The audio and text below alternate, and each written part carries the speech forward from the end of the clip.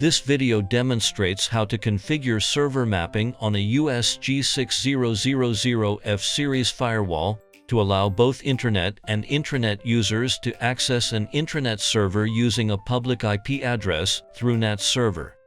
In this topology, the Intranet user and web server are both located in the DMZ. The Intranet server's private IP address 10.2.0.8 needs to be mapped to the public IP address 1.1.1.10, and the private port 80 needs to be mapped to the public port 8080. Intranet users access the Intranet server through public IP address 1.1.1.10 and public port 8080.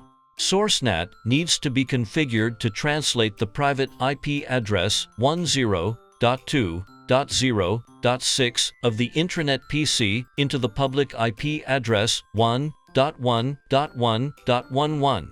When the Intranet PC accesses the Intranet server through the server's public IP address, the server considers this PC as an Intranet user.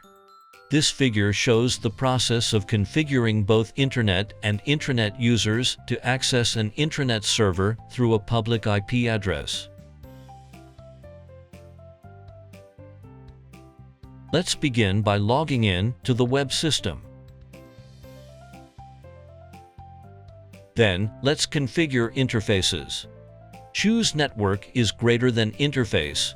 Click the Edit button of 10GE0/0 seconds and set Intranet interface parameters.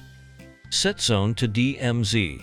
Enter private IP address 10.2.0.1/24 in the IP address text box.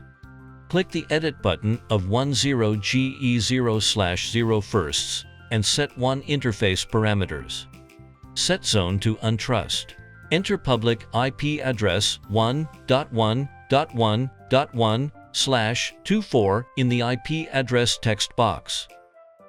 Configure a security policy. Then, configure a security policy to allow both Intranet and Intranet users to access the Intranet server. Choose Policy is greater than Security Policy is greater than Security Policy.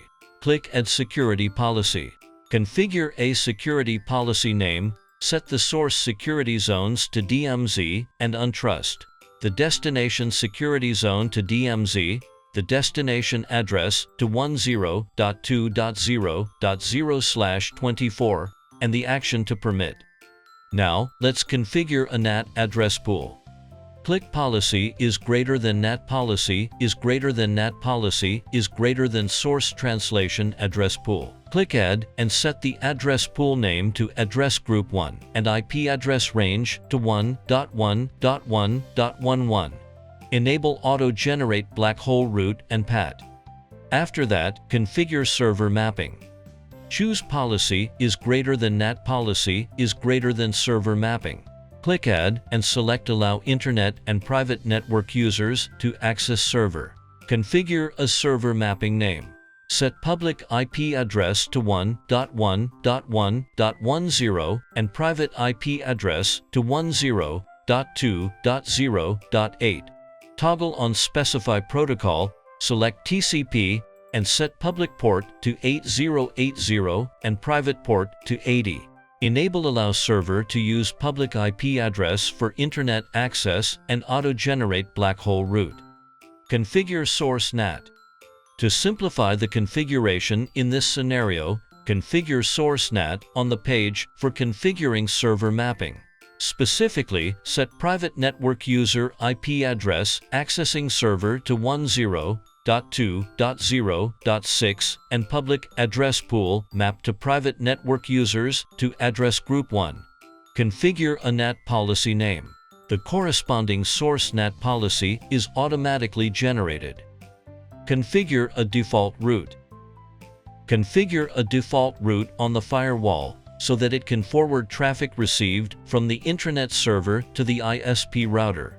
Choose Network is greater than route is greater than static route. Click Add and set protocol to IPv4. destination address or mask to 0.0.0.0.0.0.0, and next hop to the egress router address 1.1.1.254. After completing the configuration on the firewall, contact the ISP network administrator to configure a static route on their egress router connected to the firewall with the destination address of the route set to the public IP address mapped to the server. In this way, the traffic destined for the intranet server can reach the firewall.